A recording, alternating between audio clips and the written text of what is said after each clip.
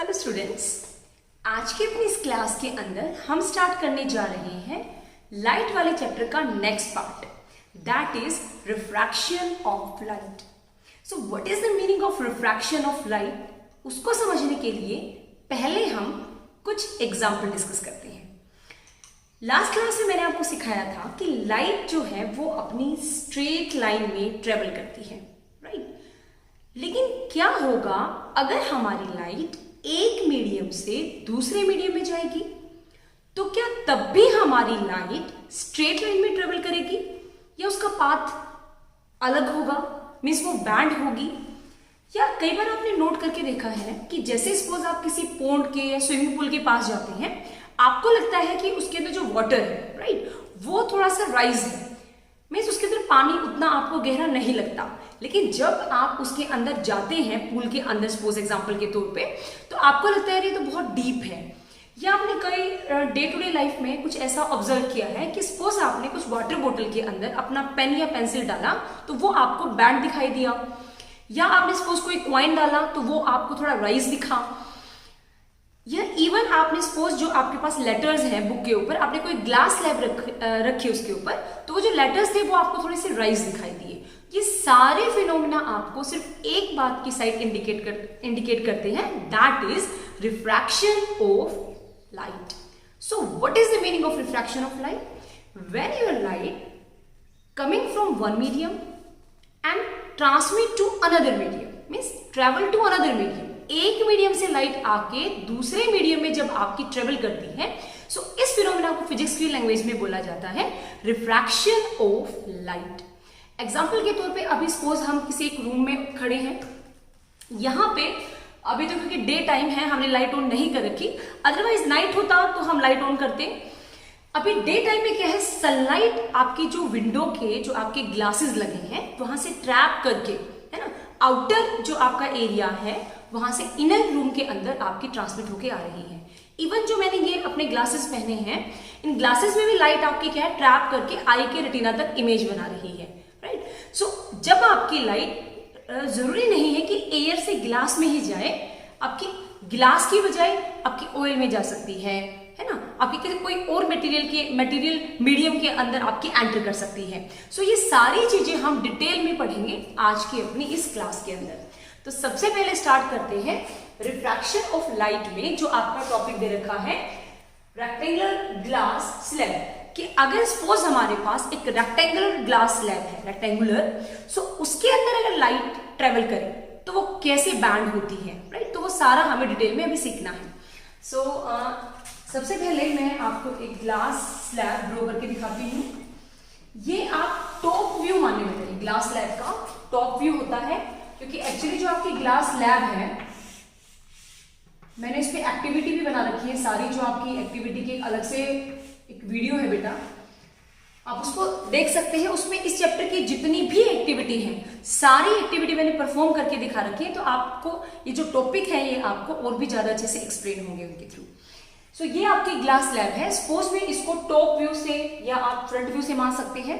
Front view से पता नहीं चलेगा, आपको इसको टॉप व्यू से देखना पड़ेगा ऊपर से। सो सपोज ये A B C D हमें ग्लास स्लैब का रेक्टेंगुलर फेस दिखाई दे रहा है, राइट? अब इसके ऊपर आप क्या करना, 90 डिग्री का एंगल से एक लाइन परपेंडिकुलर ड्रॉ करना AB के ऊपर। इस परपेंडिकुलर लाइन का नाम होता है नॉर्मल। अब हमें क्या करना है, लाइट को, क्योंकि हमने पहले वाले पार्ट में भी क्या माना था कि वो रे की फॉर्म में आती है, राइट? सो हम वही अगर माने तो एक रे अगर कंसीडर करें कि ये लाइट की रे हमारी जो इंसिडेंट जिसको हम बोलेंगे रे, ये आपकी इस सरफेस पे आके यहाँ पे टच करती है। सो ये जो एंगल होगा, कौन सा angle, the angle between normal and incident ray, आपकी कौन से रे बोला मैंने, इंसिडेंट रे, ये आपका होगा एंगल ऑफ इंसिडेंस। अब होगा क्या, अगर ये सरफेस नहीं होती, मीन्स ये आपके रेक्टेंगुलर जो ये आपका मीडियम है ये नहीं होता, तो आपकी लाइट बिना डाइवर्ट हुए, मैं डॉट से बना रही हूं, ये आपकी स्ट्रेट जानी थी बेटा। लेकिन क्योंकि ये मीडियम है तो क्या होगा, ये आपकी थोड़ी सी बैंड होगी। अब क्वेश्चन है कि लाइट है ये आपके नॉर्मल के टुवर्ड बेंड हो रही है, क्योंकि ये अपना है गिलास, ठीक है, और गिलास को कैसा मीडियम माना जाता है? Denser medium. अब मैं आपको एक्सप्लेन करूंगी कि ये डेंसर है क्या एक्चुअली। और यहां पे अपने पास क्या है? एयर, और एयर को रेयर मीडियम माना जाता है, रेयर मीडियम। ओके, तो ये आपकी जो लाइट है ये नॉर्मल के टुवर्ड है, इसको हम एंगल आर से भी लिख सकते हैं, angle between normal and refracted रे। अब आगे क्या होगा? जब ये रे आपको CD बोल लो या DC पे इस पॉइंट पे टच करेगी, तो आप यहां से भी एक नॉर्मल ड्रॉ कर सकते हैं परपेंडिकुलर। तो क्या देखते हैं, जैसे ही ग्लास से वापस आपकी कहां जाएगी? एयर में, ये आपकी अवे हो जाएगी नॉर्मल से। इसको हम फिजिक्स के टर्म में बोलते हैं इमर्जेंट एंगल, और इस रे का नाम होता है इमर्जेंट रे। इमर्जेंट रे क्यों बोला गया? हालांकि है तो ये रिफ्रैक्टेड ही रे। जब एक रे वन टाइम से ज्यादा टाइम आपकी क्या होती है? रिफ्रैक्ट, तो उसका नाम क्या बोल दिया जाता है? इमर्जेंट रे। मीन्स इंसिडेंट रे, रिफ्रैक्टेड रे, इमर्जेंट रे, incident angle, refracted angle, right. कई बार बुक में आप यहां पे भी एक एंगल देखेंगे बेटा, इसको R1 R2 से भी आपका डिनोट किया जाता है। अब आप ये देखिए, ये जो आपकी रे बाहर गई है एयर में, और ये जो आपकी डॉटेड वाली है ये आपकी एग्जैक्ट पैरेलल होती है बेटा, ये, राइट। कई बार बुक में ये भी होता है कि सपोज अगर हम यहाँ पे मिरर लगा दें, सो मिरर लगाएंगे तो क्या होगा? ये जो आपकी रे है ये अपने पाथ को रिट्रेस करके ऐसे का ऐसा बैकवर्ड आपकी चली जाएगी। सो यहां पे मैंने आपको क्या दिखाने की कोशिश की है कि लाइट आपकी जब एयर से गिलास में आई, गिलास से जब वापस एयर में गई तो कैसे बैंड हुई। वो स्ट्रेट नहीं थी, उसने अपने पाथ को चेंज किया। अब ये पाथ चेंज क्यों होता है? स्पीड की वजह से, एम्पलीट्यूड की वजह से, फ्रीक्वेंसी की वजह से। तो वो डिटेल में आपके पास सारे टॉपिक्स हैं जिनको भी हम आगे क्लास में करेंगे। लेकिन अभी मेन जो आपको सीखना है यहाँ पे, वो आपको दो बातें सीखनी है। नंबर वन, जब आपकी लाइट एयर से ग्लास में, रेयर से डेंसर मीडियम में एंटर करती है तो वो नॉर्मल के टुवर्ड आपकी बैंड होती है, राइट। और जब आपकी वही लाइट डेंसर से रेयर में जाती है तो नॉर्मल से अवे जाती है। अब हमें कैसे पता चला कि टुवर्ड है कि अवे? जब हम एंगल को मेजर करते हैं बेटा, सपोज एग्जांपल के तौर पे अभी इस प्रेजेंट केस में जो एंगल आई है, वो एग्जांपल के तौर पे मान लेते हैं हमारा था 35, तो जो एंगल आर होगा आपका वो आपका लेस होगा। एग्जांपल के तौर पे इसको 25 ले लेते हैं, अगर ये मीडियम डेंसर होगा तो, राइट, इस वाले मीडियम में कंपैरिजन में। सो इस टाइप से हम पता लगा सकते हैं कि कैसे हमारा रिफ्रैक्शन होता है गिलास स्लैब में। अब यहाँ पे रिफ्रैक्शन ऑफ लाइट के 2 लॉज होते हैं, उनको भी डिस्कस कर लेते हैं। नंबर 1 लॉ क्या होता है? इंसिडेंट रे, नॉर्मल और रिफ्रैक्टेड रे, ये तीनों आपके एक प्लेन के अंदर लाई करते हैं। What is a plane? जैसे आपने 3D में देखा होगा बेटा, सपोज ये x एक्सिस है, ये y एक्सिस है और ये z एक्सिस है। सो x y का ये अपना एक खुद का प्लेन है, ये yz प्लेन है, ये zx प्लेन है। सो कहने का मतलब हम ये चीज जो ड्रॉ कर रहे हैं ये आपके सिंगल एक ही प्लेन में ड्रॉ हो रहा है। सेकेंड लॉ क्या कहता है? सेकेंड लॉ कहता है यहाँ पे जो हमारा एंगल है I और R रेशियो होता है। मैं यहाँ पे लिख के दिखाती हूँ। एक स्पेशल लॉ होता है स्नेल्स लॉ, ठीक है। स्नेल्स लॉ के अकॉर्डिंग क्या होता है, ये एक साइंटिस्ट के नाम पे ही है, sine of i, sine of incident angle upon sine of r refracted angle will be equal to some constant. और ये जो कांस्टेंट है आपकी बुक में n से लिखा जाता है, राइट। इसका सिंबल क्या है? n, और इसका एक पर्टिकुलर नेम भी है इस कांस्टेंट का, दैट इज रिफ्रैक्टिव इंडेक्स। क्या नाम है इसका? रिफ्रैक्टिव इंडेक्स, जो कि अपना अगला टॉपिक भी है। That is ratio of sine of i sine of r will be equal to constant. और ये जो कांस्टेंट है इसको n से लिखा गया है आपकी 10th की बुक में। लेकिन जब आप 12th क्लास में होगे बेटा जी, तो सेम कांस्टेंट को आप एक नोट करना, अभी मैं आपको थोड़ा एक्स्ट्रा नॉलेज के लिए बता रही हूँ। एक सिंबल होता है म्यू, यू जैसा, म्यू, माइक्रोन भी बोल देते हैं इसको, म्यू सिंबल। सो इससे भी आपका कई बुक में आप देखेंगे इसको डिनोट किया जाता है। लेकिन फिलहाल आप क्योंकि 10th में हैं तो आपको इतना पजल होने की रिक्वायरमेंट नहीं है, आप इसको एन से ही याद रखिए। N is the refractive index. और यहां से मैं आपको एक बात बताना चाहती हूँ, सीबीएसई में कई बारी रिफ्रैक्टिव इंडेक्स पे 3 मार्क्स में भी क्वेश्चन आया बेटा कि व्हाट इज रिफ्रैक्टिव इंडेक्स। सो इसको क्योंकि मैंने अपना टॉपिक भी डाला है द रिफ्रैक्टिव इंडेक्स, इसको हम 3 मार्क्स के अकॉर्डिंग भी सीखेंगे कि सपोज एग्जाम में अगर 3 मार्क्स में आता है तो हम इसको कैसे अटेम्प्ट करके आए। लेकिन फिलहाल जो ये वाला पार्ट है ये मैंने आपको बताया है लॉज ऑफ रिफ्रैक्शन में। सो मैंने 2 लॉ इसके डिस्कस किए हैं। सो नेक्स्ट करते हैं डिटेल में refractive index. So wait a minute,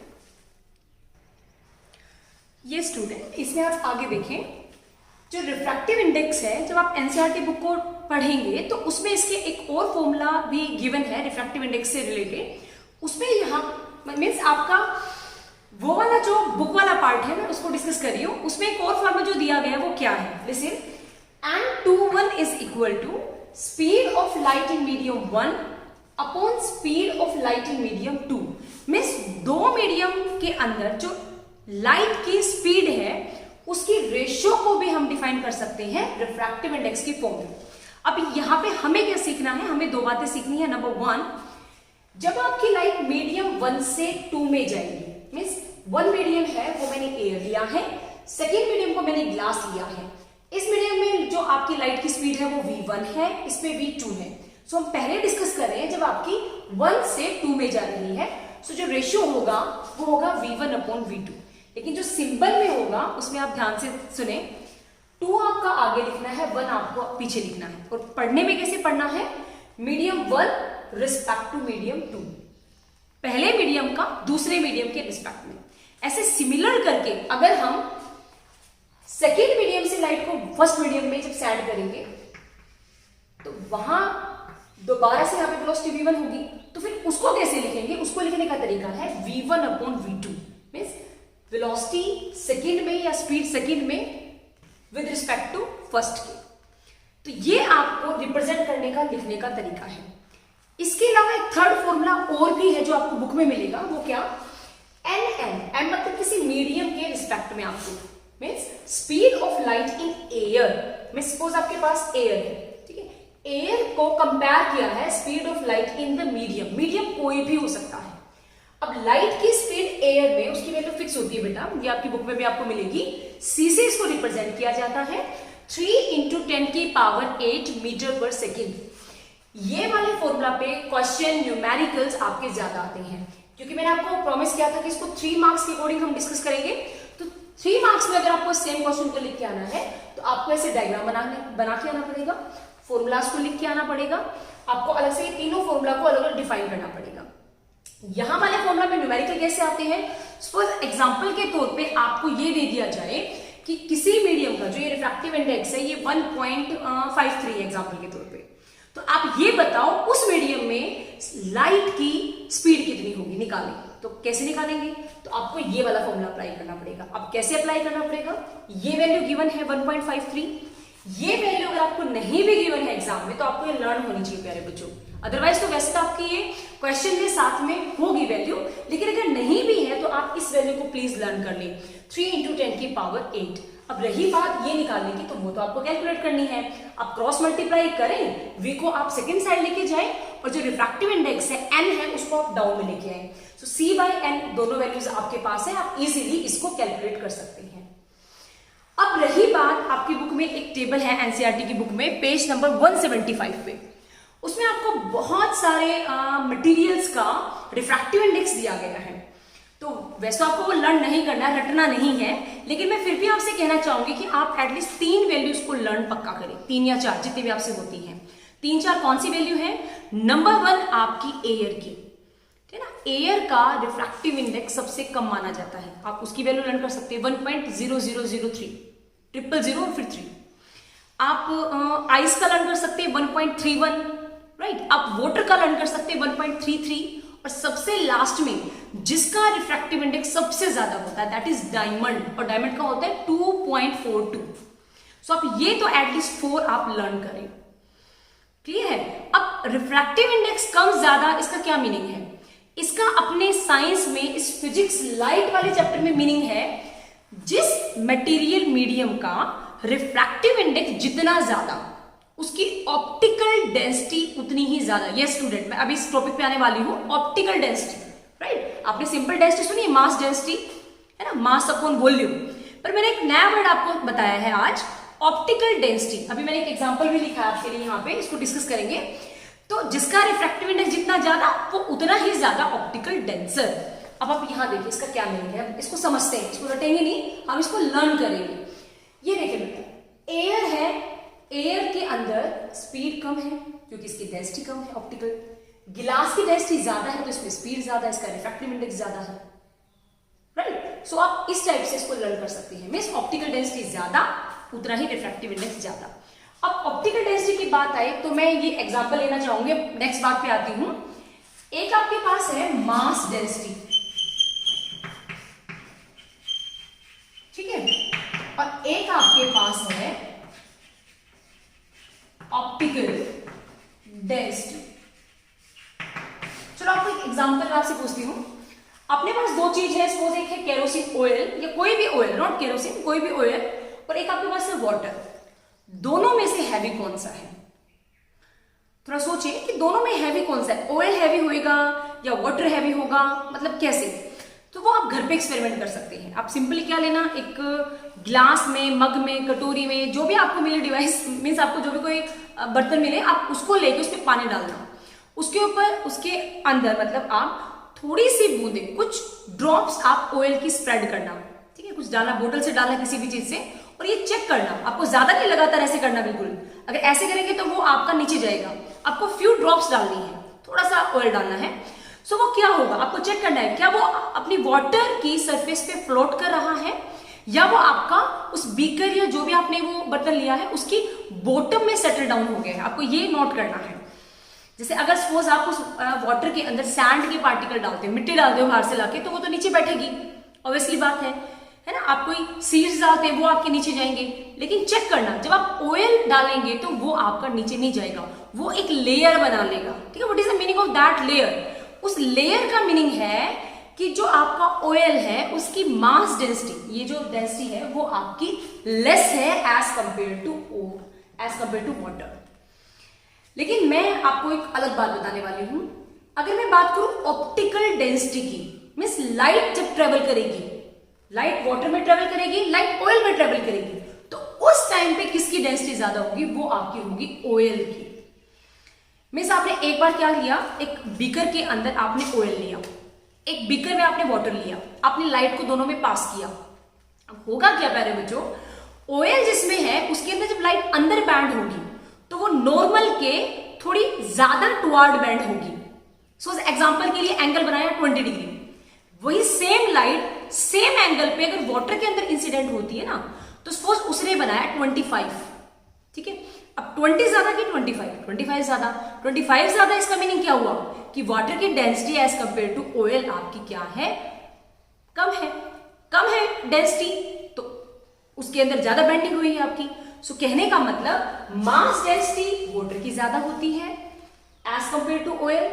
और अगर ऑप्टिकल डेंसिटी की बात की जाए, जिसमें लाइट जब ट्रेवल करती है तो उसको ज्यादा रिस्ट्रिक्शन फॉलो करनी पड़ती है, वेलोसिटी कम हो जाती है, नॉर्मल के टुवर्ड बेंड करती है, रिफ्रैक्टिव इंडेक्स ज्यादा हो जाता है, वो कहां देखने को मिलता है? ऑयल में एज कंपेयर टू वाटर।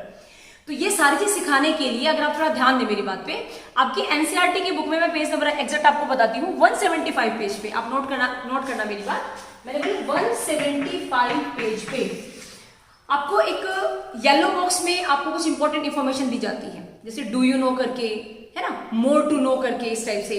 सो वो जो है इंस्ट्रक्शन, वो जो इंपॉर्टेंट इंफॉर्मेशन होती है बेटा, उसको प्लीज और प्लीज रीड किया करें, क्योंकि आजकल आपके पीसा बेस्ड क्वेश्चंस आते हैं और कोई कॉम्पिटिटिव एग्जाम के क्वेश्चंस होते हैं, आपके बहुत सारे ओलंपियाड्स होते हैं, है ना, एनटीएससी के आपके एग्जाम होते हैं ना, बहुत सारे 10th लेवल पे भी एग्जाम होते हैं आपके। सो उनमें जो आपका वो मेन पोर्शन होता है ना, मोर टू नो करके, उनमें से आपके क्वेश्चन बनते हैं बेटा। कई बच्चे उसको नहीं पढ़ते, है ना, लास्ट में समरी होती है उसको भी नहीं पढ़ते हैं, वो सोचते हैं ये तो एक्स्ट्रा है, इसको क्या पढ़ना हमें। सो आई होप अभी आपको जो ये टॉपिक था रिफ्रैक्टिव इंडेक्स, ये डिटेल में क्लियर है। आप इसमें से कुछ भी 3 मार्क्स का जो आपको याद रहता है आप वो एग्जाम में लिख के आए। अब आज की क्लास का नेक्स्ट टॉपिक है रिफ्रैक्शन बाय स्फेरिकल लेंस। जैसे हमने कल की क्लास में मिरर का देखा था, आज हम लेंस का देखेंगे। लेंस कितने टाइप के हैं? सो मेनली तो लेंस होते हैं 2 ही टाइप के, बाकी तो उसका कॉम्बिनेशन होते हैं। 2 कौन से? एक कॉनकेव और एक कॉन्वेक्स। मैं आपको थोड़ा बताती हूँ, आप अपनी हैंड से बना सकते हो दोनों लेंस। देखो, अगर आप अपने हाथों को ऐसे करते हो बेटा, आई थिंक आपको विजिबल है ये ऐसे, ये है तो कॉन्वेक्स। और अगर आप ऐसे करके मेरे ऊपर वाले टिप को नीचे वाले हैंड को मिला दें अंदर, इसका क्या मीनिंग है? ये क्या है? ये कॉन्वेक्स में क्या है? आउटर जो है इसका वो है थिन और सेंटर से थिक है। यहां पे बिल्कुल उल्टा है, आउटर थिक है और सेंटर से थिन है, पतला। केव, कॉनकेव, और ये कॉन्वेक्स, उभरा हुआ कॉन्वेक्स। ठीक है, कॉन्वेक्स, कॉनकेव। अब यहां पे हमें फिर से अगेन फोकस, पोल, इमेज, ऑब्जेक्ट, है ना, सेंटर ऑफ कर्वेचर, ये सारा डिटेल में करना है।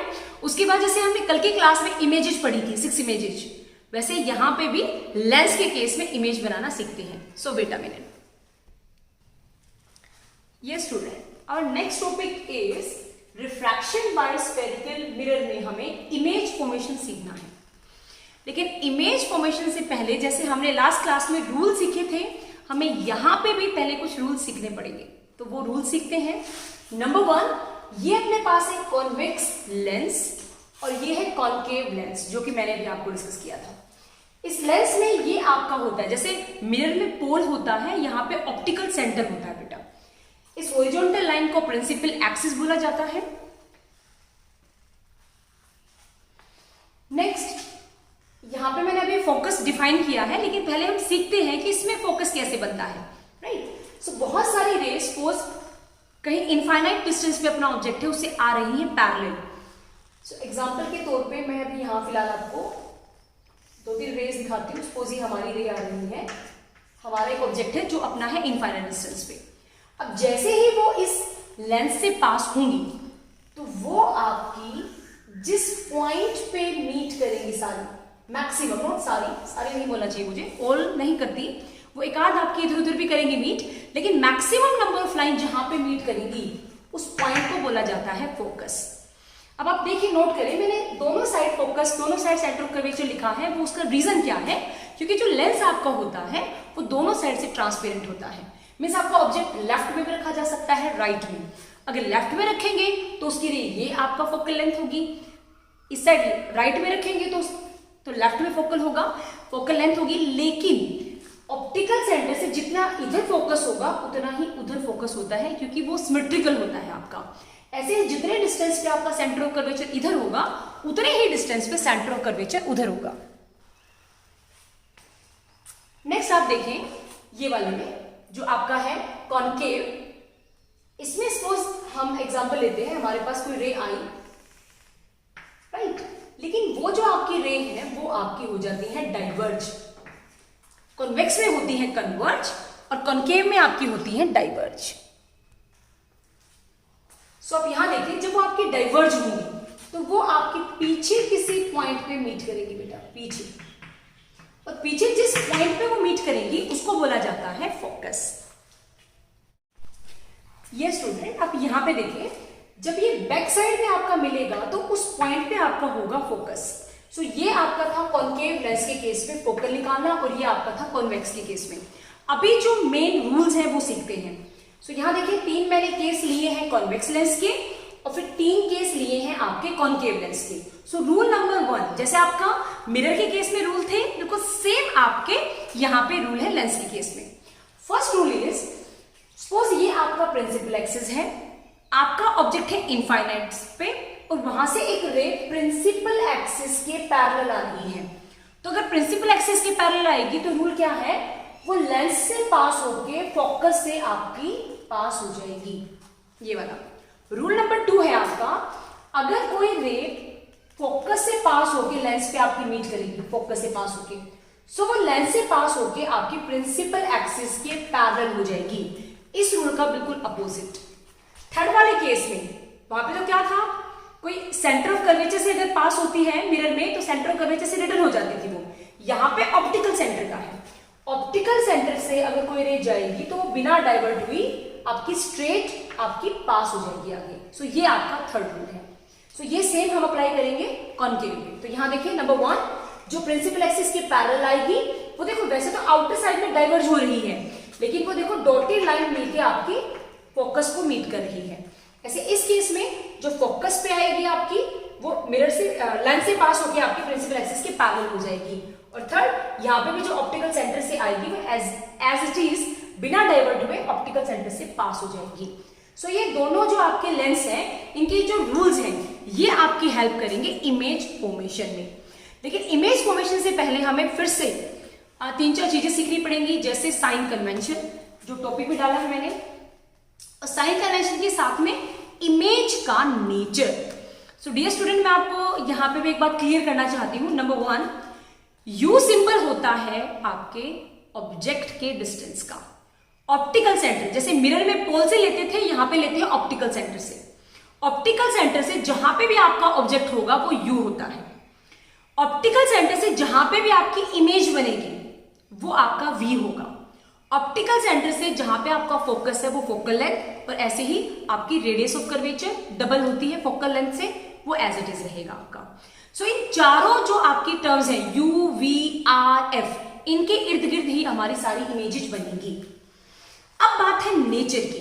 यस नेचर में वही रियल होगा या वर्चुअल होगा, है ना, आपका इरेक्ट होगा या इन्वर्टेड होगा, इमेज जो आपकी है लार्ज इनलार्ज बनेगी या स्मॉल या डिमिनिश बनेगी, है ना, तो ये आएगा नेचर के अंदर। सो वो सारा भी हम 1 बाय 1 करके डिस्कस करते हैं। ये स्टूडेंट केस फर्स्ट में आप देखें, ऑब्जेक्ट हमारा रखा है इंफिनिटी पे। सेम के सेम 6 केस बनेंगे जो अपने बने थे मिरर के केस में।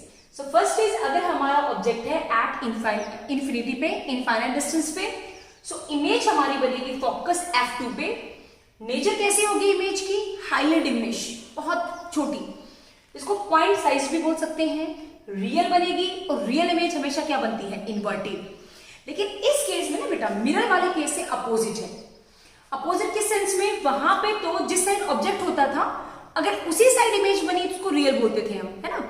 यहां पे अगर ऑब्जेक्ट है, सपोज आपका यहां ये आपका लेंस है और इमेज आपकी यहां, तो उसको हम रियल बोलेंगे।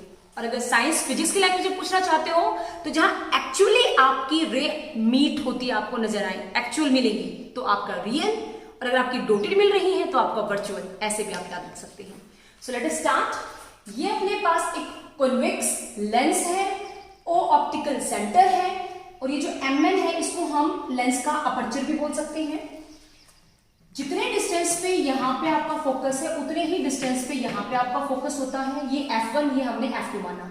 जितने डिस्टेंस पे O से ऑप्टिकल सेंटर से आपका सेंटर ऑफ कर्वेचर, इसको मैंने C1 बोला है, जो आपका फोकल लेंथ का डबल होता है वो होता है, उतने ही डिस्टेंस पे ऑप्टिकल सेंटर से यहां पे आपका सेंटर ऑफ कर्वेचर होता है। अब सपोज क्योंकि अपना ऑब्जेक्ट हमने इंफिनिटी पे लिया है, सो 2 रे से ही हम दिखाएंगे हर एक डायग्राम को विद द हेल्प ऑफ 2 रे ओनली। सो हमारा ऑब्जेक्ट कहां है? इनफाइनाइट पे। ये सपोज 2 रे आपकी है जो पैरेलल आ रही है प्रिंसिपल एक्सिस के। सो रूल क्या कहता है? अगर कोई भी रे प्रिंसिपल एक्सिस के पैरेलल आएगी तो वो आपके लेंस से पास होगी, तो कहां जाके मीट करेगी? फोकस पे। तो यहां पे आपकी बनेगी इमेज। अब ये देखें आप, ये जो इमेज है ये ऑब्जेक्ट के कंपैरिजन में पॉइंट साइज है। पॉइंट साइज क्योंकि एक्चुअल में आपकी रे मिल रही है इसलिए रियल है। इन्वर्टेड, ये आपका सपोज ऑब्जेक्ट आपका प्रिंसिपल एक्सिस से अपवर्ड है तो इमेज आपकी क्या बनेगी? डाउनवर्ड, इसलिए क्या है? आपका इन्वर्टेड है। अब नेक्स्ट केस में हम क्या लेंगे? हम अपने ऑब्जेक्ट को बियॉन्ड सी लेंगे। बियॉन्ड सी का मीनिंग क्या होता है? इनफाइनाइट डिस्टेंस और सी के बीच में, in between infinity and centre of curvature, कहीं पे भी अगर आपका ऑब्जेक्ट है तो उसकी इमेज कहां बनेगी? सो वेट अ मिनट, यहां देखिए स्टूडेंट, केस सेकंड के अंदर आपका ऑब्जेक्ट है बियॉन्ड 2F1। 2F1 मतलब बियॉन्ड C1 भी बोल सकते हो, सेंटर ऑफ कर्वेचर से बियॉन्ड। सो इमेज आपकी F2 और 2F2 के बिटवीन बनेगी आपकी। और इमेज का नेचर कैसा होगा? वो डिमिनिश होगी। डिमिनिश मतलब ऑब्जेक्ट के साइज से स्मॉल साइज की होगी, रियल बनेगी, एक्चुअल में रे मीट करेंगी, और इन्वर्टेड भी होगी। सो let us find out. Suppose ये अपना AB ऑब्जेक्ट है, टू रे से ही हम डायग्राम को एक्सप्लेन करेंगे। नंबर 1, कोई रे प्रिंसिपल एक्सिस के आपकी पैरेलल जा रही है, राइट, वो रूल के अकॉर्डिंग फोकस से पास होगी after passing through this lens. Rule number 3 क्या कहता है कि अगर कोई, ये जो आपका ऑप्टिकल सेंटर से कोई रे गई तो वो यहां से पास होके बिना डाइवर्ट हुए कहा जाएगी, ऑप्टिकल सेंटर से ही जाएगी। ठीक है, अभी मेरे पास स्केल नहीं है, स्केल होगा तो ये लाइन आपकी क्या आएगी, बिल्कुल स्ट्रेट लाइन आएगी, राइट। तो ये आपके ऑप्टिकल सेंटर से पास होगी।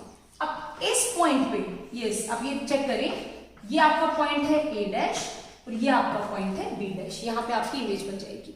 सो इमेज के बारे में क्या बोलेंगे, इमेज आपकी स्मॉल साइज है, रियल है, और आपकी क्योंकि प्रिंसिपल एक्सिस से बिलो है तो आपकी इन्वर्टेड है। क्योंकि अभी बेटा मैंने प्रॉपर स्केल से नहीं बनाया तो आपको क्या पता थोड़ा सा ये इमेज बड़ी भी नजर आ रही होगी, लेकिन अगर आप प्रॉपर स्केल से बनाएंगे आप इसको तो ये जो इमेज है ऑब्जेक्ट के साइज से स्मॉल बनती है। इन्वर्टेड कब होता है, जब प्रिंसिपल एक्सिस से बिलो कोई चीज हो। इरेक्ट कब होता है, जब प्रिंसिपल एक्सिस से अबव हो। हम सेम इस इमेज में, सेम इस डायग्राम में साइन कन्वेंशन को भी सीख सकते हैं। जैसे क्या, ऑप्टिकल सेंटर से जहां पे अपना ऑब्जेक्ट होता है उसको हम यू लेते हैं, जहां पे हमारी इमेज बनती है उसको हम वी लेते हैं, राइट। जहां पे हमारा फोकस होता है उसको हम क्या ले सकते हैं, एफ ले सकते हैं। अब हर एक डिस्टेंस ओ से होता है, सो अगेन ओ से अगर हम कहा जाएंगे लेफ्ट में तो नेगेटिव, और लाइट की डायरेक्शन जो फॉरवर्ड होती है तो डिस्टेंस आपके होते हैं पॉजिटिव। क्योंकि ऑब्जेक्ट अपवर्ड है, उसकी हाइट अगर h है तो वो पॉजिटिव, इमेज डाउनवर्ड बनी है तो उसकी हाइट को आप h डैश ले सकते हो तो वो आपको नेगेटिव लेनी पड़ेगी, राइट। तो ये हमारा था केस नंबर 2। अब केस नंबर 3 में क्या होगा, केस नंबर 3 में आपका ऑब्जेक्ट C के ऊपर रखा होगा, सेंटर ऑफ कर्वेचर के ऊपर। तो मिरर के केस में अगर आपको याद हो तो क्या हुआ था, हमारी जो इमेज बनी थी वो एग्जैक्ट सेंटर ऑफ कर्वेचर पे ही बनी थी। सो यहां पे भी चेक करते हैं कि एग्जैक्ट वही बनती है। ये स्टूडेंट, थर्ड केस के अंदर जब आपका ऑब्जेक्ट 2F1 पे मींस यहां सेंटर ऑफ कर्वेचर पे रखा होगा तो उसकी इमेज चेक करें, आपकी यहां बननी चाहिए। इमेज कैसी बनेगी, सेम साइज की। यस, जैसे आपके मिरर के केस में बना था सेम एज इट इज आपके लेंस के केस में भी सेम साइज की बनेगी, रियल बनेगी क्योंकि एक्चुअल में रे आके मीट करेंगी, और साथ में आपकी इन्वर्टेड बनेगी क्योंकि प्रिंसिपल एक्सिस से बिलो बनेगी। सो लेट अस फाइंड आउट। सबसे पहले रूल के अकॉर्डिंग एक रे को प्रिंसिपल एक्सिस के पैरेलल पास करते हैं जो कि आपकी पास हो जाएगी फोकस से, ठीक है। दूसरी रे को हम कहां से, ऑप्टिकल सेंटर से पास करेंगे। अब इस F2 को यहां बना लें ताकि आपको एग्जैक्ट वो दिखे। ऐसे इसको पास कर सकते हैं क्योंकि ये प्रॉपर स्केल से नहीं, मैंने आपको बताया था स्केल से, अदरवाइज आप ये बिल्कुल इसको स्ट्रेट भी लाएंगे तो वो स्ट्रेट जाके आपकी इस पॉइंट पे मिलेगी। अब ये सेम साइज है तो इसका नाम ले लेंगे ए dash B dash.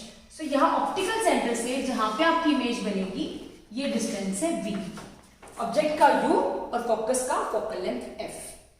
So I think आपको थर्ड वाला केस भी क्लियर है। अब फोर्थ वाले केस में क्या करेंगे बेटा, फोर्थ वाले केस में हम इस C1 और F1 के बिटवीन हमारे ऑब्जेक्ट को रखेंगे।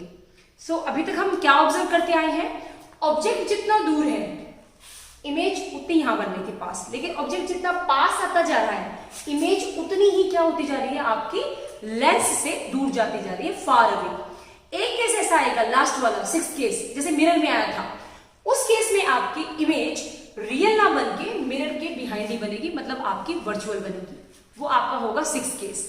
लेकिन उससे पहले अभी केस नंबर 4 में क्या देखेंगे हम कि हमारा ऑब्जेक्ट कहां रखा है, फोकस और सेंटर ऑफ कर्वेचर के बिटवीन। सो वो ट्राई करते हैं।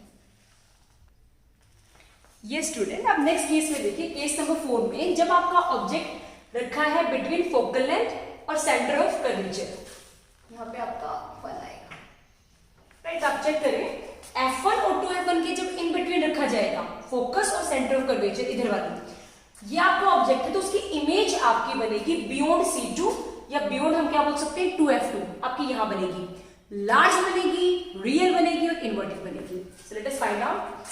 फर्स्ट रूल के अकॉर्डिंग एक रे को प्रिंसिपल एक्सिस के पैरेलल भेजेंगे, उसको मिरर से पास करके फोकस में से पास कर देंगे। सेकेंड वाले को optical centre, yes, optical centre से पास करेंगे। दोनों रे जहां पे मीट करेंगे वहां पे आपकी क्या बनेगी, इमेज बनेगी। ठीक है, सो इमेज आपकी ए डैश और बी डैश।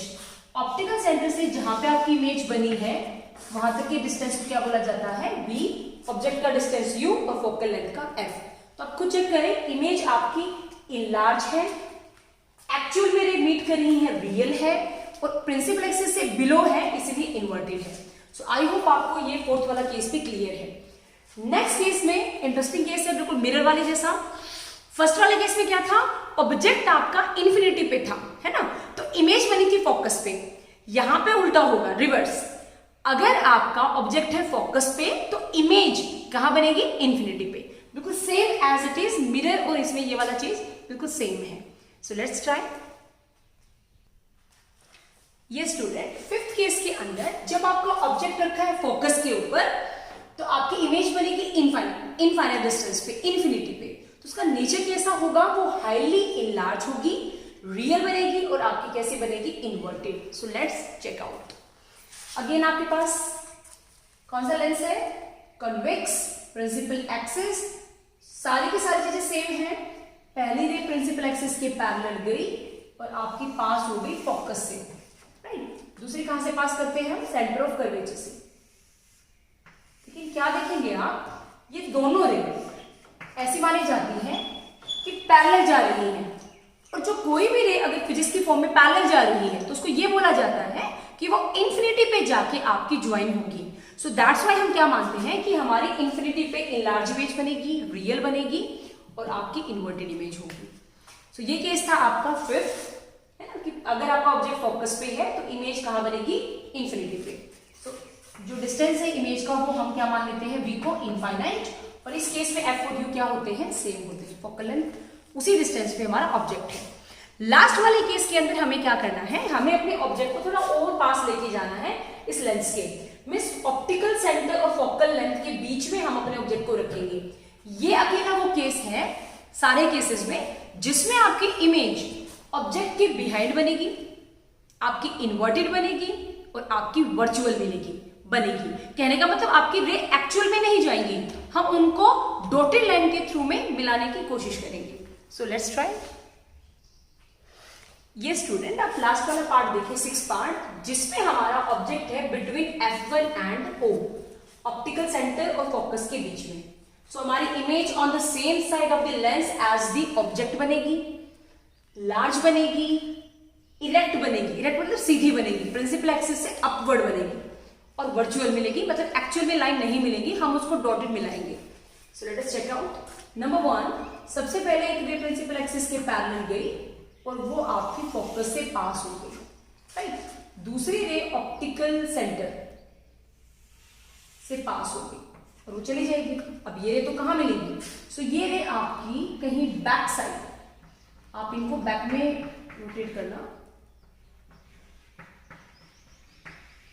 स्केल से मिलाओगे आपकी। सो ये आपकी बैक में कहीं पे बियॉन्ड सी आपकी मिलेगी। तो आप खुद देखें, ये आपके पास V है, ये आपके पास U है, और ये आपके पास F है।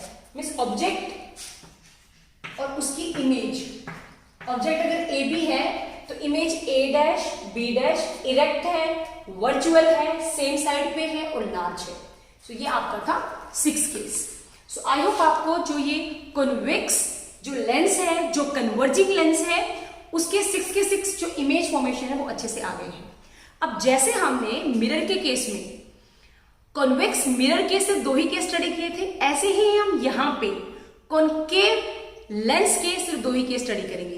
एक जब आपका ऑब्जेक्ट इन्फिनिटी पे होगा, और एक इन बिटवीन ऑप्टिकल सेंटर और इन्फिनिटी के बीच में कहीं पे भी होगा। हर एक केस में यहाँ पे भी वर्चुअल इमेज बनेगी। सो आपको ऐसा नहीं लगता, जैसे मैं बोर्ड पे लिख के दिखाती हूँ आपको कि कॉनकेव मिरर और कॉन्वेक्स लेंस, अब टैली करना क्योंकि अभी तो मैंने आपको दोनों सिखा दिए हैं, तो आप खुद मिलाना। कॉनकेव मिरर और कॉन्वेक्स लेंस ये आपके कन्वर्जिंग है और इनकी इमेज फॉर्मेशन भी कुछ कुछ एक जैसी सी है। उसके कंपैरिजन में जो आपका I think okay concave lens और कॉन्वेक्स मिरर, यस, ये दोनों आपके डाइवर्जिंग हैं और एक जैसे हैं। मींस दोनों वर्चुअल इमेज बनाते हैं इररिस्पेक्ट ऑफ द ऑब्जेक्ट, और ये आपके डिपेंड करेंगे कि ऑब्जेक्ट कहां है। 6 केसेस में से जो अभी हमने डिस्कस किए हैं, 5 केसेस में बनाते हैं आपकी रियल इमेज। अकेला एक केस जब आपका ऑब्जेक्ट फोकस पोल के बीच में, फोकस ऑप्टिकल सेंटर के बीच में, वहां होगा। सिर्फ उस केस को छोड़ के उस केस में वर्चुअल इमेज बनती है, बाकी सारे केसेस में आपके रियल इमेज बनाते हैं। सो ये दोनों एक जैसे हैं नेचर के, ये दोनों एक जैसे नेचर के हैं, राइट। तो अभी हम क्या करते हैं, कॉनकेव मिरर की वो जो 2 आपका इमेज फॉर्मेशन है उसको भी सीखते हैं। So wait a minute. ये स्टूडेंट आप यहां देखें, कॉनकेव लेंस के केस में ये मैंने 2 ही इमेज बनाई हैं। फर्स्ट वाली इमेज में जब हमारा ऑब्जेक्ट इंफिनिटी पे रखा होगा तो सपोज कोई 2 रे आ रही है, वो आपकी लेंस से पास होके डाइवर्ज हो जाएंगी, लेकिन बैक में किसी पॉइंट पे मिलेगी, वहां पे हमारी इमेज बनेगी। जो इमेज का नेचर होगा वो हमारा होगा हाईली डिमिनिश, बिल्कुल पॉइंट साइज, वर्चुअल, क्योंकि ये एक्चुअल में ना मिलकर डॉटेड हमने मिलाई है, मिलती हुई नजर आ रही है, और लास्ट में हमारा होगा इरेक्ट। इरेक्ट मतलब आपकी बनेगी स्ट्रेट। एक्चुअली जो वर्चुअल होती है प्यारे बच्चों, वो इरेक्ट बनती ही है, राइट। सेकेंड वाले केस में मैंने आपको क्या दिखाया है, irrespective of the position of the object, आपका ऑब्जेक्ट इंफिनिटी से लेके इसके बीच में कहीं पे भी है, आपकी इमेज हर एक केस में क्या बनेगी, वर्चुअल बनेगी, इरेक्ट बनेगी और डिमिनिश। सो सपोज मैंने फर्स्ट केस में एक सिंगल ही केस लिया आपको समझाने के लिए कि आपका जो ऑब्जेक्ट है वो आपका सेंटर ऑफ कर्वेचर और फोकल लेंथ के बीच में, फोकस के बीच में है, A B. So first ray principal axis के पैरेलल गई, वो आपकी डाइवर्ज होगी, लेकिन बैक में कहीं पे फोकस से वो पास होगी, राइट। सेकेंड को हम कहां से पास करते हैं, ऑप्टिकल सेंटर से। सो आप ट्राई करें, यस, ये बैक में जब आएगी तो दोनों जहां पे आपकी ये मीट हो रही है वहां पे आपकी क्या बनेगी, आपकी इमेज फॉर्मेशन होगी। सो आप इमेज देखें, स्ट्रेट है इसका मतलब इरेक्ट है, एक्चुअल नहीं मिल रही है, आपकी वापस आके हमें मिलाई है इनको तो आपकी इमेज वर्चुअल है, और स्मॉल साइज है इसलिए आपकी डिमिनिशन। अब नेक्स्ट प्यारे बच्चों अपने 2 टॉपिक रहते हैं, लेंस फॉर्मूला, इसमें हम मैग्निफिकेशन भी सीखेंगे, और सबसे लास्ट में पावर ऑफ अ लेंस। ये स्टूडेंट लास्ट के 2 टॉपिक करने से पहले हम डिस्कस कर लेते हैं कि जैसे मिरर हमारे यूज होते हैं कॉनकेव कॉन्वेक्स, ऐसे लेंस हमारे कहां यूज होते हैं। सो प्यारे बच्चों, जिस ब्यूटीफुल वर्ल्ड को हम जो देख रहे हैं, यूनिवर्स को, है ना, इस पूरे ब्रह्मांड को हम जिन आंखों से देख रहे हैं, जिन आईज से, उन आईज में जो लेंस होते हैं वो हमारे होते हैं कॉन्वेक्स लेंस। अब ये इरिस्पेक्ट है कि जेंडर से, कि कोई लड़का है लड़की है, ये चीज पर डिपेंड नहीं करते, सभी ह्यूमंस की आईज में जो ये लेंस है आपका, ये होता है कॉन्वेक्स लेंस। इसके अलावा बहुत सारे ऑप्टिकल इंस्ट्रूमेंट लाइक जैसे कैमरा, माइक्रोस्कोप, टेलीस्कोप, इन सबके अंदर भी कौन सा लेंस फिट होता है, कॉन्वेक्स लेंस होता है। इसके अलावा जैसे एग्जांपल के तौर पे अभी नेक्स्ट चैप्टर जो ह्यूमन आई वाला चैप्टर आएगा, उसमें हम आई का डिफेक्ट पढ़ेंगे कि ह्यूमन आई में कौन कौन से डिफेक्ट होते हैं, राइट। किसी को दूर का दिखाई नहीं देता, किसी को पास का दिखाई नहीं देता। तो जैसे सपोज अभी फिलहाल मुझे अभी ये स्पेक्स मैंने पहने हैं, सो इसमें कौन सा लेंस लगा है, सपोज अगर मुझे दूर का नहीं दिखाई देता, तो अभी फिलहाल जैसे दूर का दिखाई नहीं देता, तो ये जो लेंस है ये कॉनकेव लेंस है। कि कॉनकेव लेंस है वो सारा डिटेल में ह्यूमन आई वाले चैप्टर में हम करेंगे कि यही लेंस क्यों है। सो कहने का मतलब ये जो लेंसेज है हमारे, जैसे मिरर हमारे लिए यूजफुल है, ऐसे ये लेंसेज भी हमारी डे टू डे लाइफ में बहुत जगह यूज होते हैं। सो अब बात करते हैं अपने लास्ट के topic, that is lens formula. And what is the formula, 1/f। f मतलब focal length, v distance of image from the optical centre, u distance of object from optical centre. So जो आपका centre में जो symbol आएगा वो क्या आएगा, negative, क्योंकि मिरर फॉर्मूला में यहाँ पॉजिटिव था बेटा, लेंस में यहाँ आता नेगेटिव। ये फॉर्मूला ड्राइव कैसे हुआ ये अपने सिलेबस में नहीं है, लेकिन आपको इस पे न्यूमेरिकल आ सकते हैं, राइट। अब नेक्स्ट है मैग्निफिकेशन। मैग्निफिकेशन का सिंबल होता है m। इस केस में मैग्निफिकेशन फिर से रेशो है ऑब्जेक्ट और इमेज की हाइट का। जैसे h डैश हमारा होता है distance, not distance, height of image, और h हमारा होता है हाइट ऑफ ऑब्जेक्ट। ऐसे ही v और u हमारे पास डिस्टेंस होते हैं, लेकिन विद पॉजिटिव सिंबल। अगर आपको मिरर वाला ध्यान है तो यहाँ नेगेटिव सिंबल था, इस केस में यहाँ पे क्या होता है, पॉजिटिव सिंबल होता है। नेक्स्ट टॉपिक है lens formula. What is the lens formula? Lens formula, so lens formula के अंदर हम अभी कर चुके हैं, this is not lens formula, this is power. Topic is power, not lens formula, power. What is power? कोई lens कितनी power से किसी चीज को कन्वर्स करता है या डाइवर्स करता है, ये उसकी पावर होती है। जैसे सपोज अभी मुझे स्पेक्स लगे हैं और मैंने बोला मैंने इसके अंदर क्या है, कॉनकेव लेंस है, सो उनकी पावर कितनी है, वो किसी लाइट को कैसे कन्वर्स करे या डाइवर्ज, वो है हमारे पास पावर ऑफ अ लेंस। अब जो पावर है उसका फॉर्मूला होता है 1 में फोकल लेंथ मीटर में। तो यहां से अगर हम फोकल लेंथ निकाले तो 1/p भी लिख सकते हैं। अब पावर को किस चीज में मेजर किया जाता है? What is the SI unit of power? That is dioptre, और इसको कैपिटल डी से डिनोट किया जाता है। जैसे आपका लेंथ को हम मीटर में मेजर करते हैं, मास को केजी में, टाइम को सेकंड में, है ना, फोर्स को न्यूटन में। तो ये एसआई यूनिट है, वैसे ही पावर की एसआई यूनिट होती है डायोप्टर और सिंबल होता है कैपिटल डी। नेक्स्ट है, कई बार हमारी जो फोकल लेंथ है वो मीटर में ना देके सेंटीमीटर में गिवन होती है, तो उस टाइम पे हम क्या फॉर्मूला अप्लाई करेंगे, P is equal to 100/f in centimetre. तो उस टाइम पे ये फॉर्मूला अप्लाई हो जाएगा। सो ये तो था कंप्लीट अपना चैप्टर। अब इसके बारे में कुछ दो बातें मैं जो आपके न्यूमेरिकल्स में काफी हेल्प करेंगी, जो आपके एग्जाम्पल्स हैं उनमें हेल्प करेंगी, वो मैं आपको सिखाना चाहती हूँ। सो ध्यान से सुनना, ये लास्ट वाली ये इंपॉर्टेंट बात है बेटा आपके लिए। कॉनकेव जो लेंस है, मैंने लिखा है उसकी फोकल लेंथ नेगेटिव होती है, उसकी पावर भी नेगेटिव है, और ये पावर क्या चीज शो करती है कि वो कितना क्या कर रहा है, डाइवर्ज। तो एक टाइप से कॉनकेव लेंस डाइवर्जिंग लेंस है, मैं ये भी बोल सकती हूँ। आपको मैं ये रटवाऊंगी नहीं, मैं आपको ये समझाऊंगी, ये इंपॉर्टेंट है कि नेगेटिव कैसे है, आप इसको कैसे लर्न करें एग्जाम में। यहां देखिए बेटा, ये आपका है कॉनकेव लेंस, प्रिंसिपल एक्सिस, रे आएंगी और आपकी हो जाएगी डाइवर्ज। सो इसलिए मैंने बोला डाइवर्जिंग। अब ये बैक में कहीं जाके आपकी मीट करती है, यहां ये फोकस है। अब मैंने आपको क्या सिखा रखा है, कोई भी डिस्टेंस लाइट की डायरेक्शन हमारे पास है फॉरवर्ड, और हमें कोई भी डिस्टेंस कहां से मेजर करना है, ऑप्टिकल सेंटर से। सो ऑप्टिकल सेंटर से हमारी लाइट की डायरेक्शन जो ये जो डिस्टेंस है ये अपोजिट है। हम जा रहे हैं ऑप्टिकल सेंटर से लेफ्ट में और लाइट है राइट में। सो अपोजिट होने की वजह से ये जो डिस्टेंस है ये आपका नेगेटिव होगा, राइट। और अगर फोकल लेंथ नेगेटिव है तो इस फॉर्मूला से पावर भी नेगेटिव होगी। सो आई होप आप इसको ऐसे एग्जाम में ड्रॉ करके देख सकते हैं। अगर आप ये भूल जाए कि कौन से लेंस की जो पावर है, फोकल लेंथ है, पॉजिटिव है, नेगेटिव है, वो क्या लेनी है आपको, कि बुक में दिया होगा बेटा आपका कि कॉन्वेक्स लेंस है और फोकल लेंथ दे दी 30 सेंटीमीटर।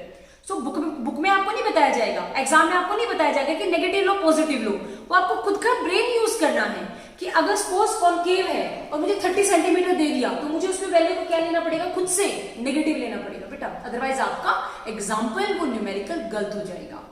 ऐसे ही हम देखते हैं कॉन्वेक्स का।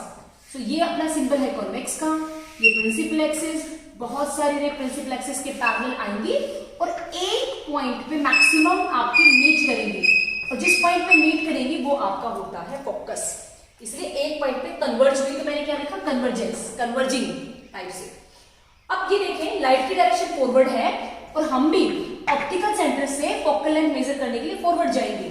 सो इसीलिए डिस्टेंस हमने क्या लिया, फोकल लेंथ क्या ली, पॉजिटिव। अगर फोकल लेंथ पॉजिटिव है सो पावर तो अपने आप पॉजिटिव हो जाएगी according to this formula, right. तो आई थिंक आपको जो ये मैंने शॉर्टकट्स बताए हैं ये आपकी न्यूमेरिकल्स में मदद करेंगे।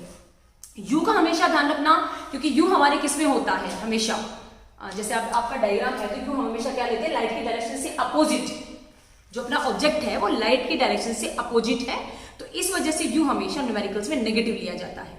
वी डिपेंड करेगा बेटा, है ना, वी आपका पॉजिटिव भी हो सकता है, नेगेटिव भी हो सकता है। जैसे हमने मिरर में ये मैग्निफिकेशन पढ़ा था ना कि मैग्निफिकेशन पॉजिटिव होगी, नेगेटिव होगी, तो क्या होगा, रियल, वर्चुअल, वो सेम यहाँ पे भी आपका अप्लाई होगा बेटा। सो वो सेम रूल रहेंगे। मैग्निफिकेशन 0 है, नॉट 0, मैग्निफिकेशन 1 है तो ऑब्जेक्ट और इमेज का साइज सेम होता है। मैग्निफिकेशन 1 से लेस है सो दैट मीन्स आपकी जो इमेज है वो डिमिनिश है या स्मॉल साइज की है। मैग्निफिकेशन ग्रेटर देन 1 है सो आपकी इमेज इनलार्ज है, वो सेम चीज यहाँ पे अप्लाई होगी। सो आई होप ये मैंने अपना चैप्टर कंप्लीट किया है। जिस स्टूडेंट को डिटेल में इस चैप्टर को करना है तो मैंने बेटा जी सेपरेट वीडियो इसके सोल्ड एग्जाम्पल का, इसकी जो इंटेक्स के क्वेश्चन आंसर्स हैं, इसकी इवन एक्टिविटी जो लैब की एक्टिविटी होती है वो सब पे सेपरेट वीडियोस बना रखे हैं सिर्फ आपकी हेल्प के लिए। सो प्लीज और प्लीज आप मैक्सिमम बच्चों तक शेयर करना। अगर आपको थोड़ा ठीक लगा हो तो प्लीज आप लाइक करना। So thank you very much student.